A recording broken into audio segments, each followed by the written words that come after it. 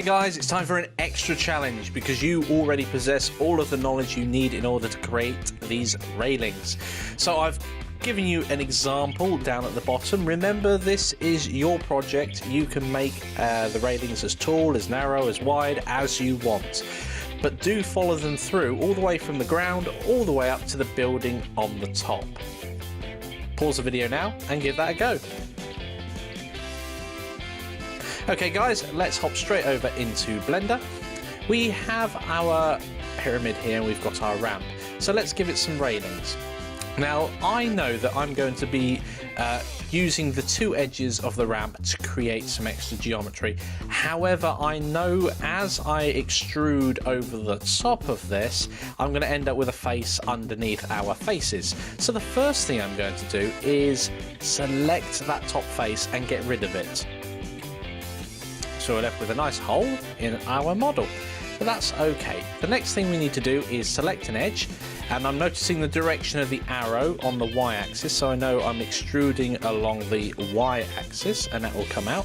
It looks like I've still got snapping turned on. No need to undo everything. I'll just do Shift and Tab to stop that. And I want to move it in. I don't know. I'm glancing down now at the lower left to just have a quick look at the numbers. 0.2 feels about right, so I'm going to go for 0.2. And I'm going to do the same for this. Now, noticing the direction of the arrow again, I'm going to extrude, but this time again on the y-axis, but this time it's going to be a minus number, and it's going to be, I do want them to be equal, so it's going to be minus 0.2. And then finally, we just need to join these two edges up to form another face. I'm going to select all four to make sure it knows exactly where I want to put the face and nowhere else, and I'm going to press F. Oh dear, didn't want to do that. Let's undo that, because this edge at the top, it doesn't run all the way, nor does that one, so that should have been fine. However, it appears to have created a double face. So let's just do this edge and press F.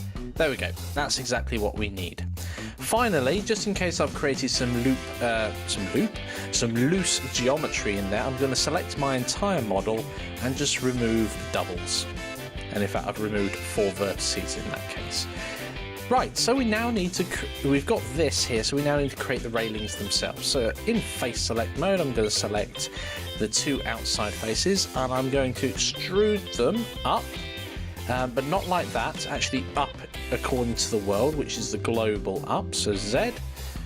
There we go, that's exactly what I want. And I don't want them too tall because that would look ridiculous. In fact, the taller those are, the smaller this pyramid looks. Now it looks like a kid's toy. Now it looks epic and impossible to walk up. So that looks like it's going to be about 0.4, 0.5, something like that. So I'm going to go 0.5.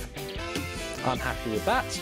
And finally, we need to bring the top of the railings, so no one falls off of this giant thing, of course. So I'm going to select those two faces there. I don't know if I've got the ability to select that one. No, I've not zoomed in enough.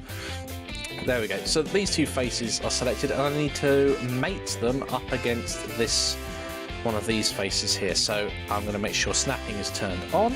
I'm going to go to face select. I'm going to press E to extrude, and I'm going to select anywhere on this face, and there we go, we have our railings. How did you guys get on? Did you get to that point there? Did you have any challenges whilst doing that? Hope you were successful, and I shall see you in the next lecture.